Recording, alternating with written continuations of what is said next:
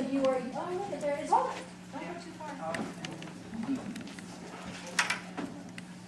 Is that forward? That's all I need. I don't go back. I only go back. If I said to you 3 Tuesdays ago, what did you do in court? Most of you would say, don't remember, because it was boring.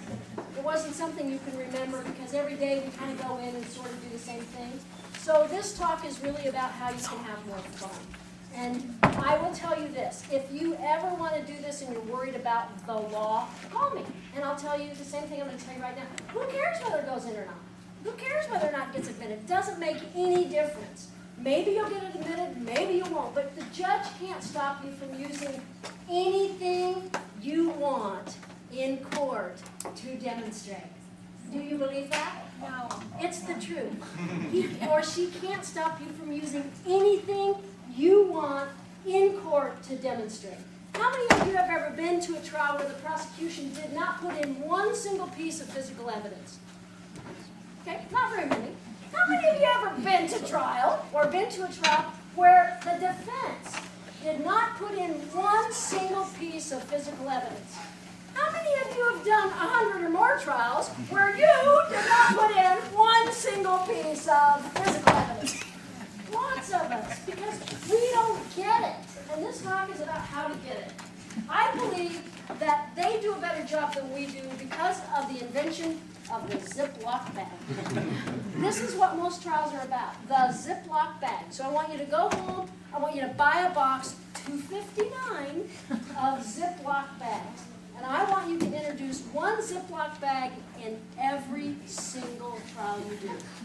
Because cops are straight line thinkers. And so DAs just follow along. Here's my example. A guy gets stopped in a car.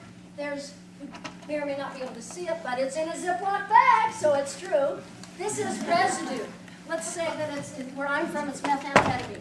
Methamphetamine residue and $200 in cash. What does this mean? You get convicted of use, right?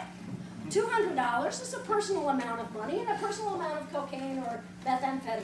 So that's that conviction. Same residue, $400 in cash. Now what do you get convicted of? Huh? Maybe. You got a good prosecutor, maybe not. But it's at least a close call. $800, same amount of the bad stuff. It's not illegal, by the way, to have money. Yeah. Not much. So now it's $800 in front of the jury and very small use amount, not very much. Now what happens? Distribution, intent to distribute, and here's the clincher. $1,200, made up myself. $1,200, same amount of drug, and now you get convicted. And I said to myself, well, why the fuck is that? I mean, it's the same amount of drug. How come the money makes the difference? And this is what I think. I think cops are straight line thinkers. So they get the cash and they look at that and they say, you know, that's a lot of money. And so we're busy in court and they're introducing it and we're talking to the clients and, oh, this doesn't really matter. We're checking off the boxes, chain, identify, blah, blah, blah, blah, blah. And we fail to look at the jury because they hand stuff to the jury and the jurors go, you know, they sit up straight and here's the thing and it's got a label on it. And they look at that and they go, shit, that's a lot of money. It's only $1,200. I mean, to us, it's maybe not that much money. To some of us, it's quite a bit of money. But look, I mean, it's a lot of money. It's a really big stack of money. And the jury says, nobody carries that much money around in their pocket because they don't. They don't carry. I have 20 bucks in my wallet, but I have plastic.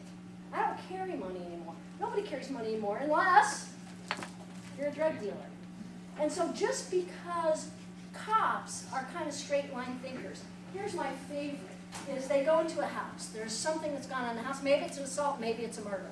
They walk into the house and there's blood. And what do they have? They have bags. So they pick up something, they put it in a bag, they close the bag, they mark it. The cop doesn't know what's going on. Now he goes into the next room and he finds blood in that room too. So he collects that or he marks it on a note or something. And then he goes in the next room and he finds the dead body. It would just be a murder. But no, because they're straight line thinkers, it's a kidnap, rape, and murder. And that's what you get. You get a kidnap and murder. And all of a sudden it's a death penalty case versus just a domestic violence. Because that's how they think. They're design thinkers, and I think for our purposes, it would be helpful if we would think like that too. Now, I'm not going to encourage you to think like cops very often, but they collect physical evidence, and that is what jurors love. So why do we need demonstrative evidence? For these reasons. Ready? See, what did he tell me to do? Okay, there it is. A picture is worth a million words. You don't trust what you can't see, seeing is believing. And here's my favorite. If you only have one good fact, how many ways can you use it? By the time I go to trial, I only usually have one good fact. How about you? One good fact? Even if you didn't have one good fact, you would believe by the time you go to trial that you have one good fact. And generally, we only have one good fact. So why wouldn't we try to think of as many ways as we could to demonstrate it? Jurors remember what they hear. Sorry, you words people. 3 days later, only 10% of what they hear. Jurors remember 70% of what they see 3 days later. So why wouldn't you give them what you want them to remember in some way, some seed way, and also your words? Because then you would have a chance at least that they're going to remember shit, that they're going to remember what you have. It increases the chances that the listener will remember the things that you want them to remember. They always remember what the DA wants to remember. It's that primacy, recency. Do you want to know why we're running late today? Primacy, recency. I mean, here's what's happening. You don't remember that you're late, but at 6:30, you're going to remember that it's 6:30 and Bert's going long, right? That's exactly what happens. This is a key thing to remember. When jurors go in the jury room, they will have something that you want them to have in there. And I have a little story about that. I once had a case that had lots of cocaine in the case. And it's all sitting in a pile on the table. And there's like bags and bags and bags of it. Let's say it was, 200 pounds in 1 pound bags. It's a lot of cocaine. So we're gathering up everything to go into the jury room. The jury's going in. They have it all in court. And they have everything except the cocaine. And so while the jury's still in the room, I say to the judge, Judge, they need to send the cocaine back there. It's exhibit blah, blah, blah. And the judge goes, oh, we can't trust those jurors with that cocaine. And the jurors stop. They turn around. They look at the judge, and I see that this is good for me. I mean, I'm going to lose anyway. What the fuck? So I said, well, Judge, I trust him with the cocaine. I think it's a piece of evidence that needs to go back. And he goes, well, we can't send all that cocaine because he doesn't even know that they're there. Well, we can't send all that cocaine back there. It might not all come. I said, well, it's okay with me. I mean, I think we should send the cocaine back. It's a really important piece of evidence. I mean, let's send it back there. And he goes, no, my decision is final. One of the jurors said, well, Judge, I think we should have it. This is a good thing. I mean, I'm losing the whole case, but why wouldn't we send something back there that we want? So we had this huge trouble. They got back there, and they refused to deliberate until he sent all the evidence. One person locked themselves in the bathroom. I'm not coming out until we get to see the cocaine. Right? It's a gift from God. But this is the idea. The idea is that we're not struggling over some of the things that could be a little helpful. Visual aids, demonstrations, variations. This is my dog Kelt, who now has passed to that great place. But he used to love to watch TV. It was 20% of all dogs are kind of three-dimensional. And so I used to play Jungle Book, his favorite. And he taught me a couple of important things, because he couldn't watch TV for more than 7 minutes. And I think it's true about jurors, that it's that kind of commercial deal, that they have short little attention spans. So if you're not piquing their attention and finding ways to stimulate their attention span, you're losing one good fact. How many ways can we demonstrate one good fact? I would like to do a couple of things. I would like to give you some sort of big ideas. Don't write this shit down. I don't know who you are. Who are you? Yeah. Don't write this down. It's intuitive. You'll get it. What's your name? Lisa. Huh? Lisa. Lisa, you got this stuff because you're smiling. You like it. You don't have to write it down. You'll get it. There are a zillion ways to demonstrate this. We used to call it overheads, and now it's called PowerPoints. But I left it up there just to show you how much stuff changes. Those of you who are young and technologically inclined, you can do Google Earth. to the scene of the crime. And if we were on the internet here, I could show you Google Earth. So you get on Google Earth and zoom, zoom, zoom, zoom, zoom, zoom, zoom, or recede is back.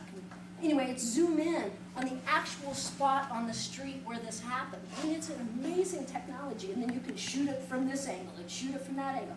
It's great stuff. My bias is that I worry about computer-generated things because where I live, most people who are on jurors or on the jury they're somewhere between the age of 50 and 80, or 50 and 75. And most of them did not grow up with computers, and they're a little mistrustful. And though I think all that shit is cool, they mistrust it because they think you can just click the mouse and change how things look. So remember, part of this is about who your audience is and what they do and don't trust and what they do and don't like, okay? How many of you have in your courtroom that you're assigned to an easel, a court easel? Do you have a court easel? Maybe you do, maybe you don't. Doesn't matter. They're all pieces of shit. Here's what happens. You make a beautiful exhibit, you put it up on the court easel, and it's made out of that aluminum stuff like that camera guy right there, and it goes, and you kind of push on it, and it goes, boom, and there goes your exhibit. If you're going to use easels and put things on easels, go buy a wood oak easel. It costs like $100. Take up a collection, buy one for your office, and pack that heavy son of a bitch to court every time you're going to use it. Because first of all, you put it up, and it looks like something you put a piece of art on. I mean, it's lovely, and it's sturdy, and it's strong. And so when you put your exhibit on there, it ain't going anywhere. And you tell the DA, you can't use my easel.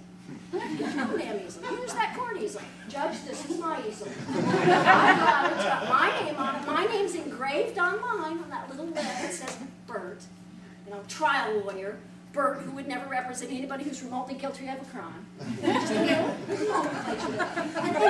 put your stuff on there so it looks great, because that's what you need to do.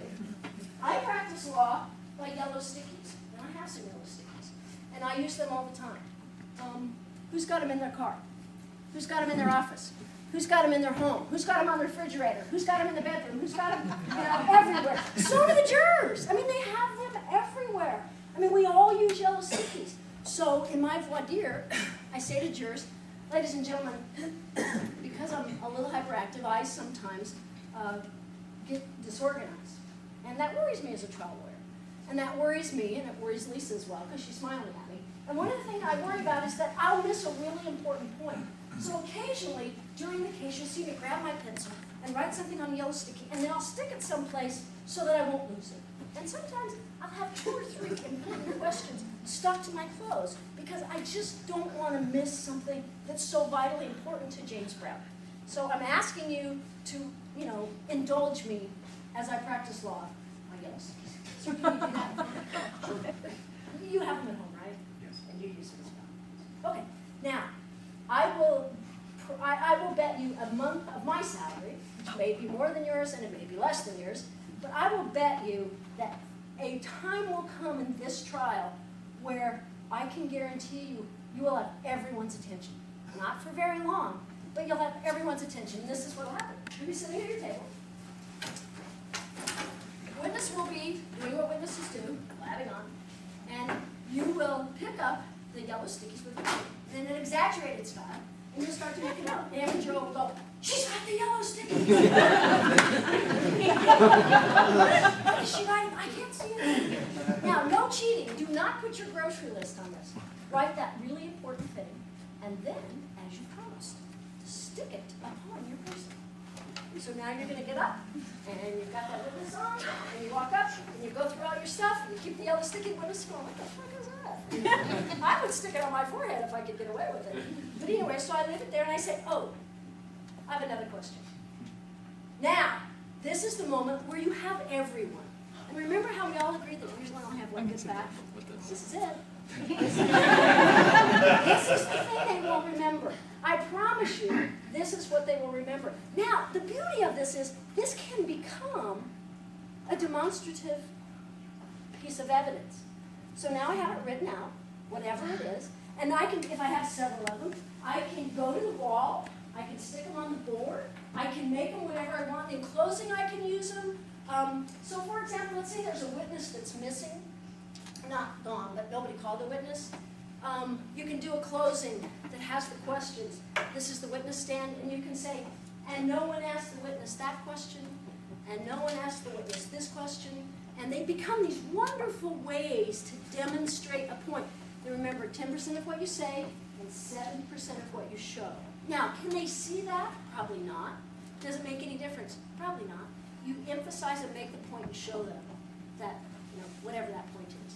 All right? So I always do voir dire by the yellow sticky method because it also is kind of fun. People sort of like it, and it's a way that I can bond at least with all the jurors. So I practice by yellow stickies. Slide projectors. Do you know they're still using slide projectors where I am? Probably not where you are. But I left this there because I think in federal court now, they force you to do it the way they tell you to do it. You must use Elmo. You must be PowerPoint. It must be on the big screen. It must, it must. How many of you have that going on in your courtrooms? And do you do it?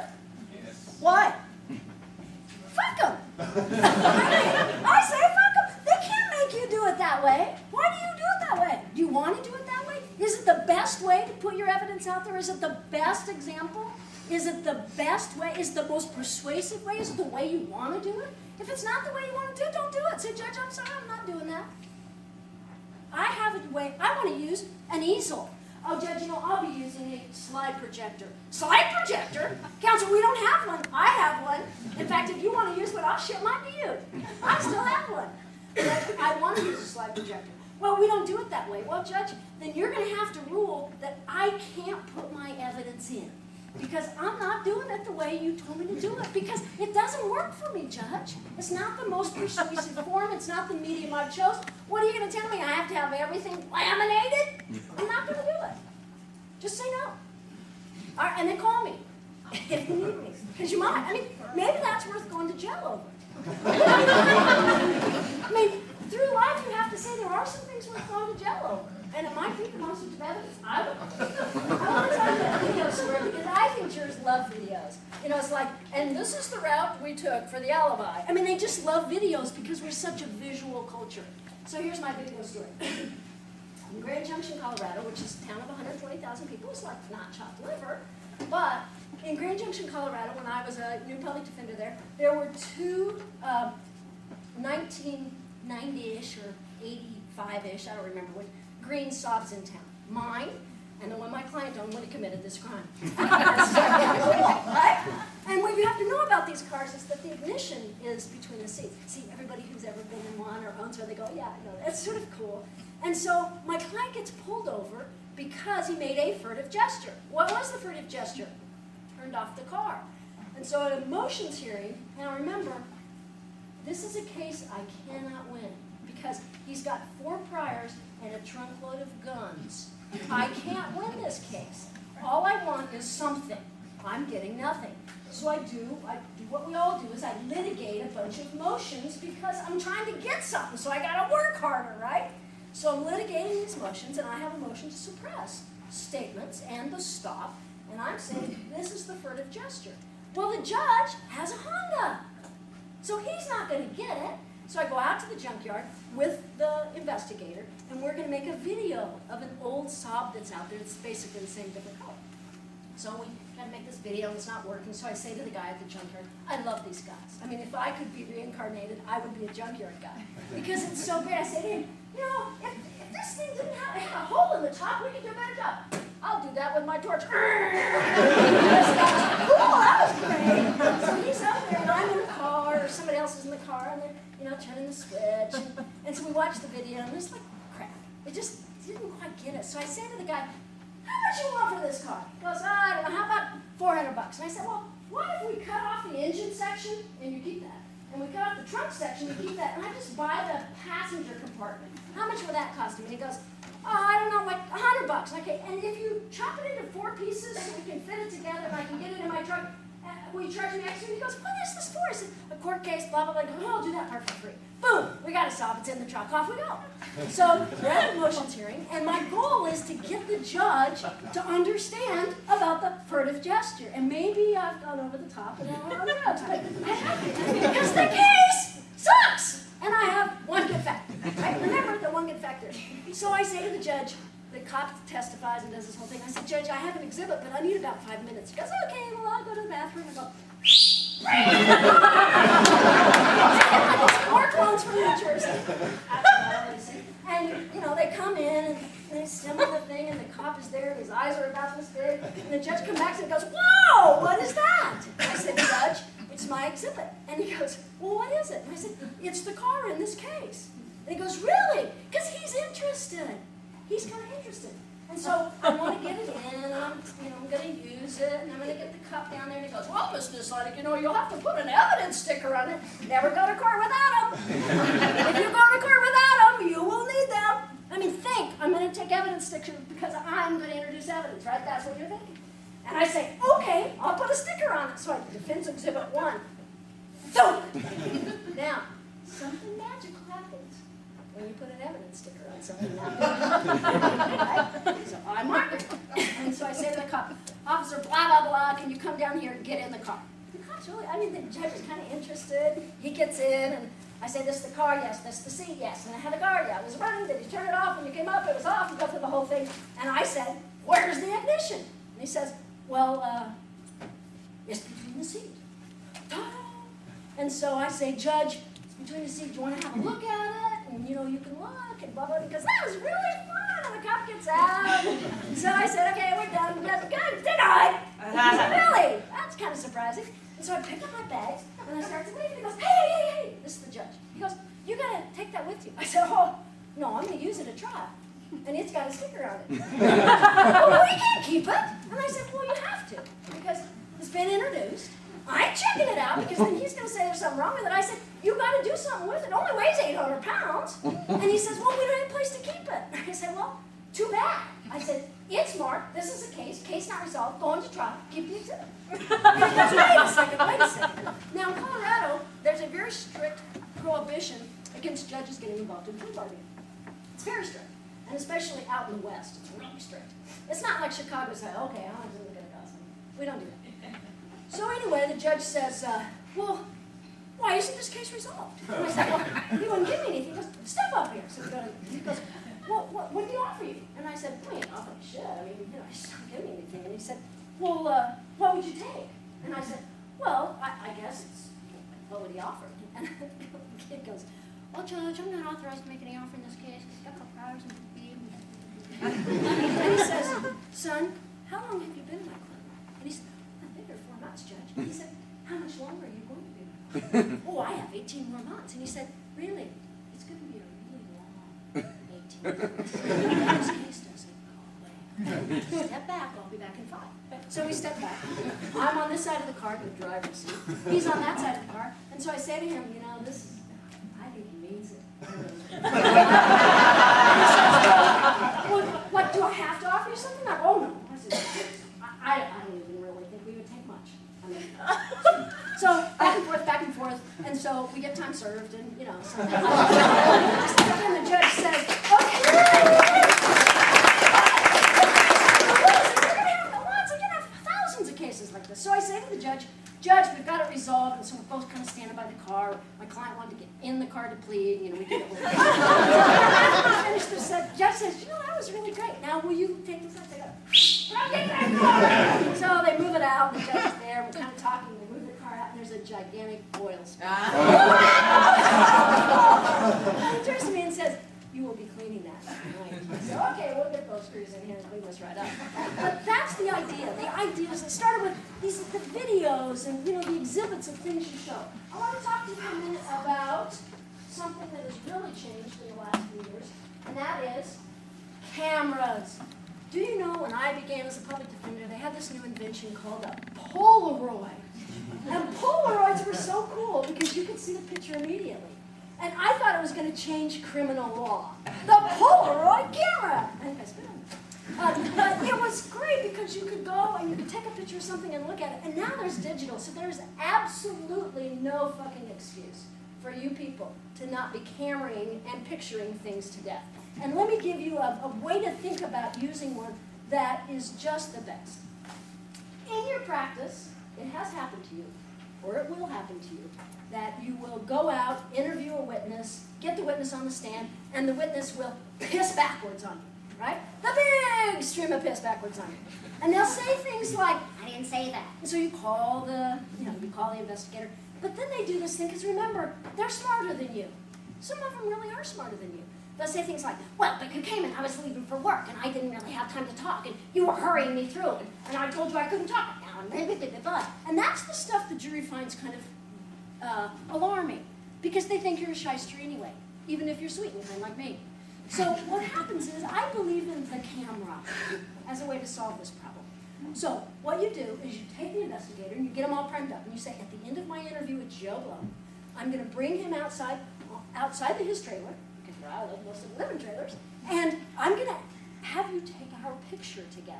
And right before, and gotta go kind of quick, but right before you take our picture, I want you to say, smile. And guess what?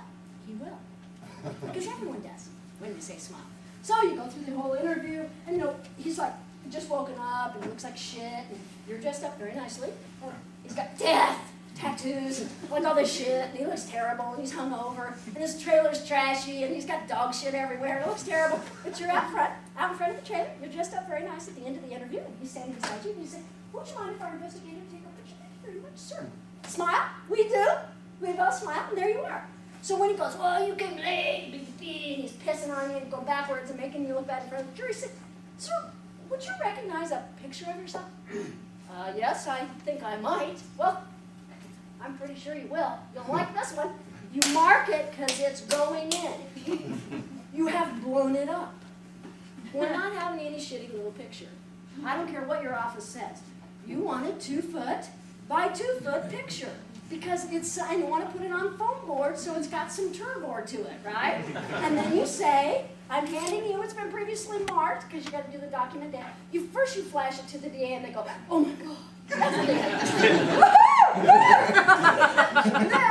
I have a copy for you. Maybe you can get a autograph it. Okay? And you step up and you show it to him and say, that's you. And he goes, well, yeah. And that's your trailer. Well, I'm just standing. Well, that's where I came to talk with you. Yes. And that's me. Well, it's me.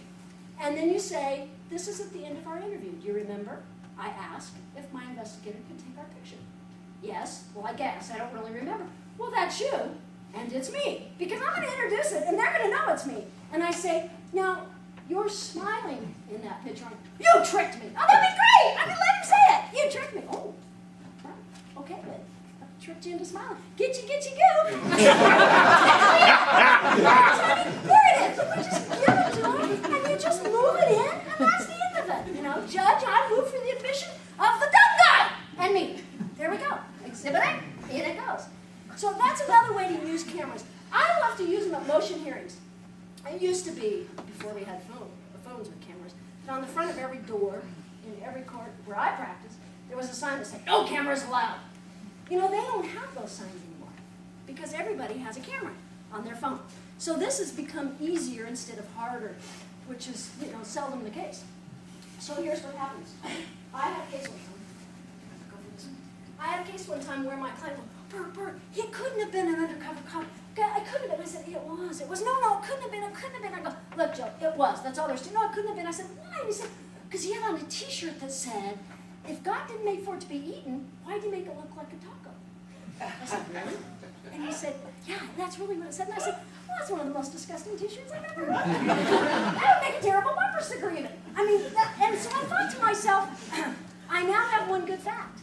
That if I could get a jury of 12 women, and I could get that T-shirt in, I could fucking win. Just because it's disgusting. Right? So I said to myself, all right, how do I get that T-shirt? And how do I get it in? How do I get it on the guy, and get it in? Because I would love for him to be standing as he's swearing to tell the truth and nothing. So help me fucking God!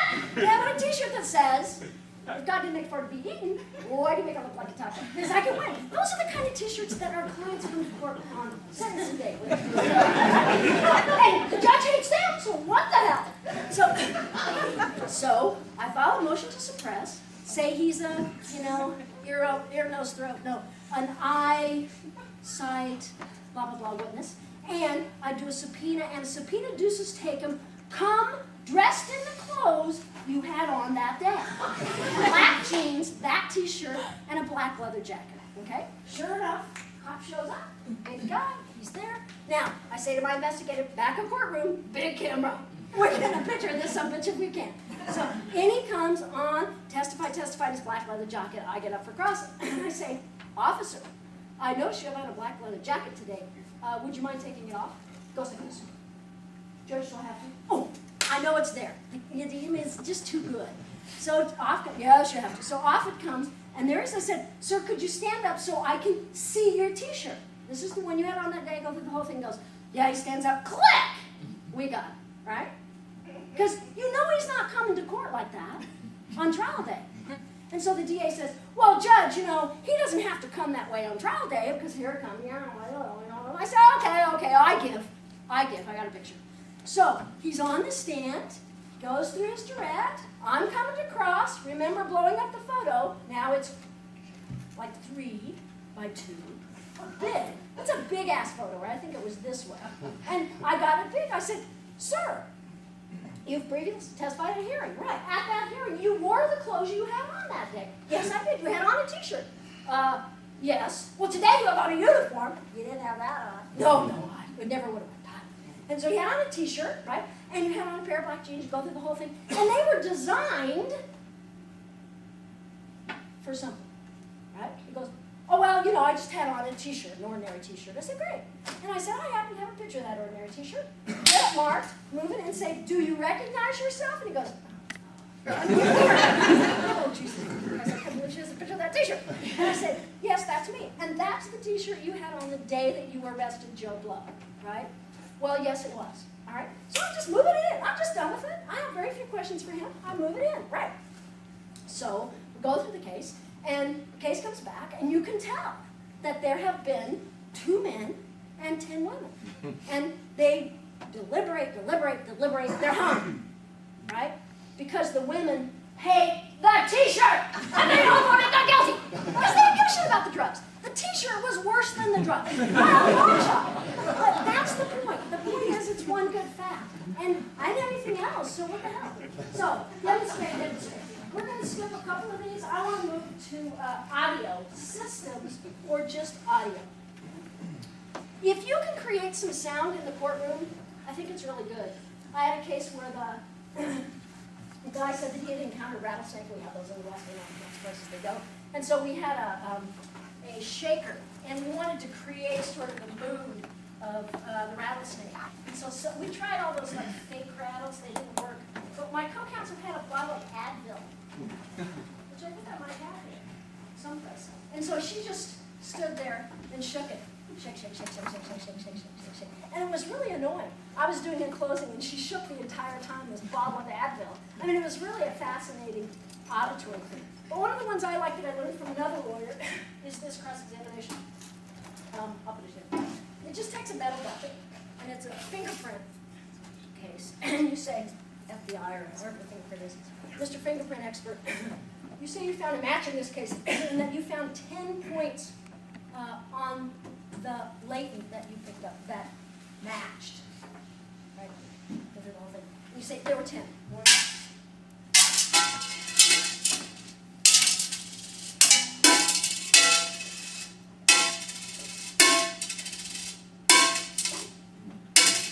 There'd be 10. Right? Yeah. Now, on the human fingerprint, there are 220 possible points of comparison on one fingerprint.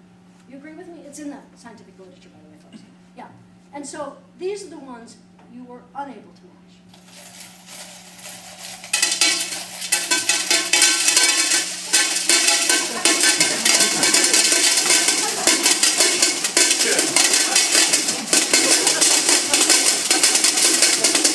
And I'm about 40 short.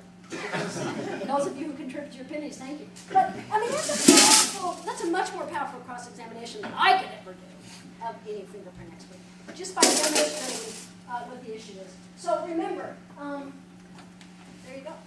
I want to show you the first model that I ever made, because it lives here at Maven. How many times am I going to do that? This is my dog, Kelt, who I taught to use a laptop. And this is why I say to you, you have to be careful with this computer stuff. He had 2 broken legs, and so I put a children's program on there, and the program where every time you touch any place on the keypads, the image changed. So he would go, and so really, you have to be really careful about computer stuff. This is a model that I want to talk about, but first I want to show you this model. I did a case that involved a series of pipe bombs where people got blown up. Some of them were adults and some of them were children, and I had a mentally ill client who was supposed to have made these mercury switch bombs. I brought this here to demonstrate right after 9/11. It was in my luggage. now it lives here, and we don't ever take it home.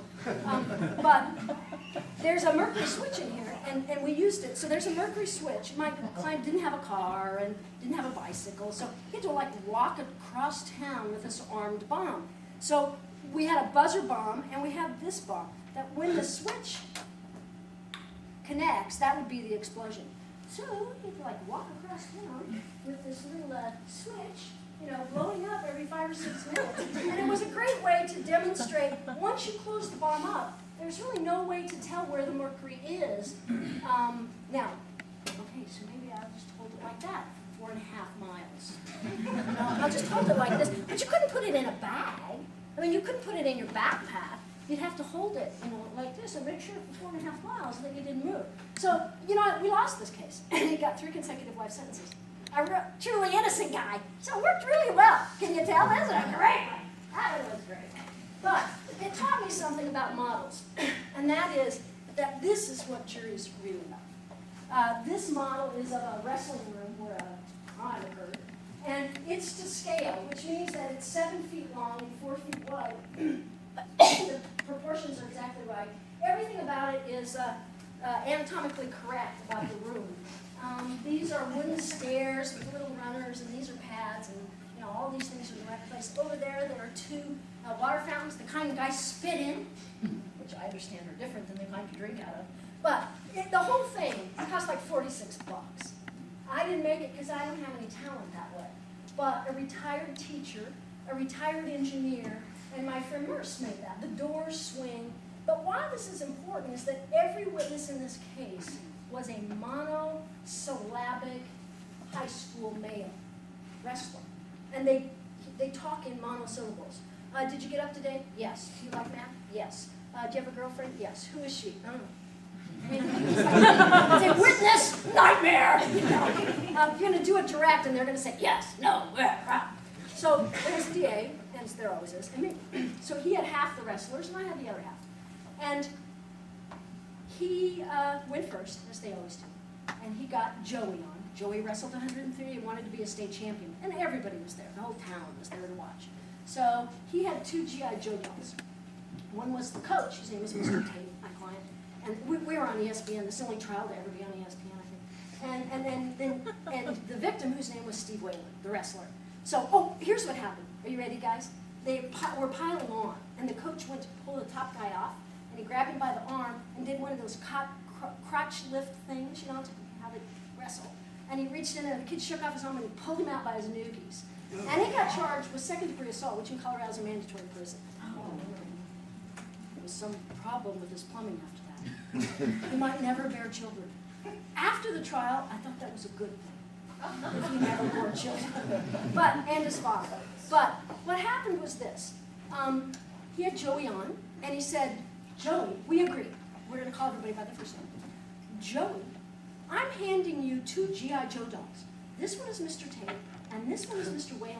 And what I'd like for you to do is to show the jury what happened between these 2. So Joey was sitting, had his hands up.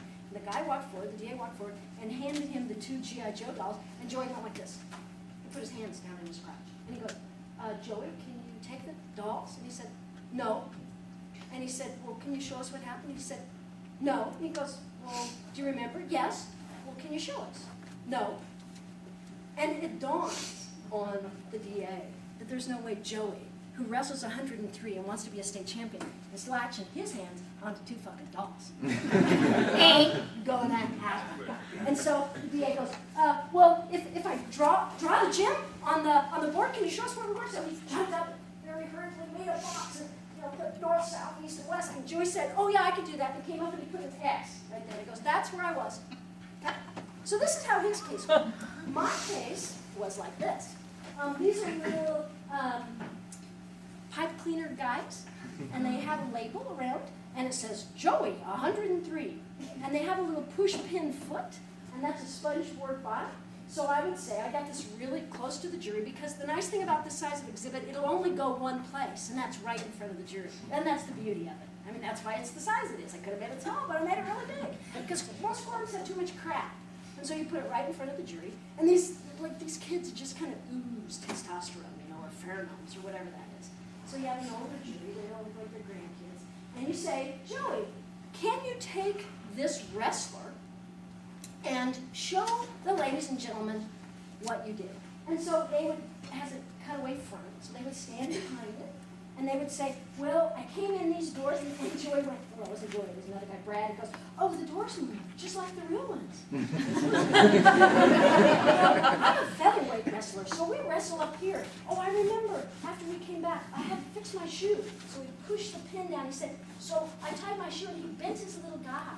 So he bent and we had a juror right there, Grandma bowed, and she went, oh, that's so cute. We're there. We're going to win this one. So they all had a medium that really worked for them. And it's one of the beauties of models, is that it's a medium that really worked. And the truth about this exhibit is that we had a fairly quick verdict that we won. And the beauty of it is that I went into what I call the guilty room. It's arranged for guilt. There's a big table. They all sit around it. They can't touch each other. There's a lot of distance so they can argue and not feel invested.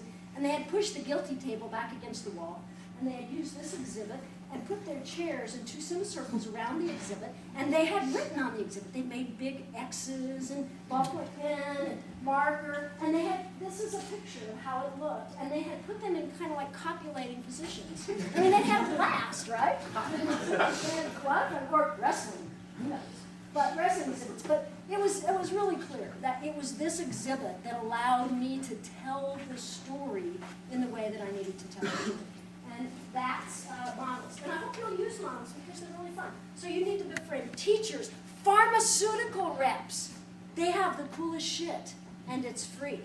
I mean, you can get like a foot and a neck and a stomach, and you can get all kinds of cool stuff. So pharmaceutical reps, more pictures of the model. See? I think they look like they're copying. Okay, sometimes you just need to demonstrate a big theory. Like this is about a guy who was so bad, he was just a crime bomb. And so this is for a closing, and I got somebody to dress up like he looked. Just a very nice person, put on a fake mustache and had a black hat. But my theory was this guy is just a crime bomber. He's just waiting for a place to go off. He could have gone off on this day and in this place. He could have gone off here and he couldn't. Where he went off is when my client pushed him a little, and just a little, and he went off like a crime bomber. So don't be afraid. It's the West. Don't be afraid to think of some ways to do that. This is a case that involved 32 gunshots, and it's very hard to think about how that sounds. In some of your neighborhoods, you may hear that every night. In our neighborhoods, we don't really. But what we did was we put 32 balloons and we simulated the sequence. Auditorily, it was really, really great. And you think, shit, there's no way anybody knew who was shooting at whom and when. So we liked it. It worked for us. I used this in my opening. It tells who's who in the case. Does anybody want to guess which are my guys? Yes. Who? The guys in the white hats! They're my guys. That's my case, the guys in the white hats. These are the bad guys. The guys without hats. They're just with black heads. Which is great. I like tea bags because I think they are a good example of what the prosecution believes their case is about. The prosecution believes their case is murder. So they, I do this in one deal. So they say, we have a murder case for you, and they hand it over to you, right? Well, your job as a juror is to say, well, whoa. It's to unpack it, like tea. I give you this, this is morning thunder tea. Or it could be poison, who knows? So as a juror, you have to take off the cellophane, You have to open the bag, I do, open the inside, really unpack the evidence and scrutinize it, take out the tea bag, might be Morning Thunder, but on the box it says what the ingredients are. And in fact, those are the jury instructions. And so as a good juror, you have to open up the bag, dump it in your hand, and I do this, dump it in your hand, and then you have to sort through and say, oh, there's the chamomile, and there's what, you know, this, and there's this, and there's this, and that's what your job is as a juror. Here's the problem, folks. You're now standing there with a handful of icky stuff that you have to do something with. You can't throw it over your shoulder at the DA. So what I always do is I just put it in my suit pocket, right? And wipe it off. And when you go to the dry cleaners, make sure and tell them that you have tea in your suit pocket. Because if you don't, they're going to be really angry when you come to pick up your suit. So anyway, I love using things like that and tell the jury what to do. I think that's it. I would encourage you to think about all the possibilities in an ID case. I love Mr. Potato Head.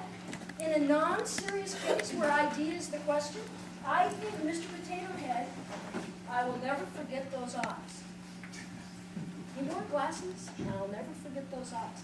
Mr. Potato Head is a wonderful example of what it's like when someone identifies only one feature, or maybe two features, or maybe three features of an individual. Ladies and gentlemen, he said he would never forget those eyes. This whole case is about those eyes. And you know, we all have eyes. And your eyes are not that different from his eyes. And your eyes are not that different from her eyes. But imagine that it's only your eyes. Nothing about the nose, nothing about the facial hair, nothing. Okay? Here's my new one. I'm working on this. These are cockleburrs. Does anybody have them where you live? What are they? I hate snitch cases because the jury really believes that they do, that snitches are telling the truth. Can I get you to help me? I don't know who you are, but come stand. I like your shirt. That's why I've invited you up here. At home, we have these cockleburrs, and they stick to my dog. And so I want to do a closing in a snitch case. That is, no, just stay there. Sit. And I want to say, you know, ladies and gentlemen, every part of the country has noxious weeds. Those things that the government is very worried that they're going to take over and they're going to strangle our food supply and they're going to strangle our water supply. It's like the tamarask in the west. I'm not sure what it is in the east. But we also have this, which is a cocklebur.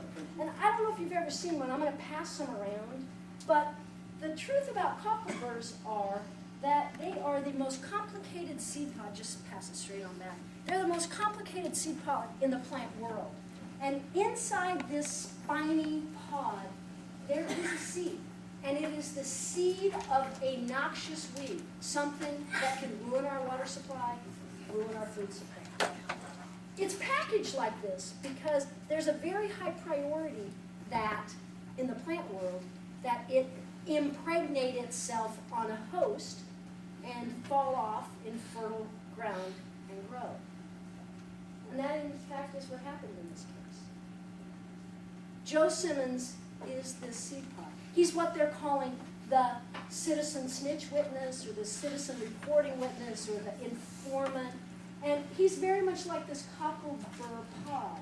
That inside this, there was a little tiny kernel of something that was true. And that is that he and Larry had yard time at the same time. That is how they have known each other. And the rest of what he says is like this. He developed a story because he wanted out of jail. And he developed it to be very much like this cocklebur. And remember the story? He threw it out there. And he hoped that it would land someplace and that it would grow. And it did. He first told his friend, and then he told the cop told the prosecutor, and now the prosecutor is telling you. Or something like that.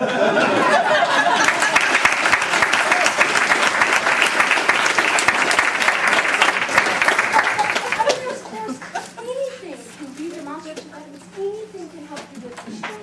Okay? Rita Storm, the last thing is, at NCDC, there are lots of things to help you with Rita Storm. These lovely ornate rings. These lovely stick-on nails. Rita Storm, or Roger Moss, transforms into someone else by putting on Maybelline paste-on eyelashes, false eyelashes. So this stuff is around. Here's a Rita Storm dress. Rita Storm dress. Great cross. Great demonstration. You can demonstrate the cross. And a Rita Storm hair. This is a Rita Storm hair. And Rita Storm makeup and glitter. But I don't really know what it is because I don't use it. But it's all here if someone would like to borrow it. So you can demonstrate it. All right.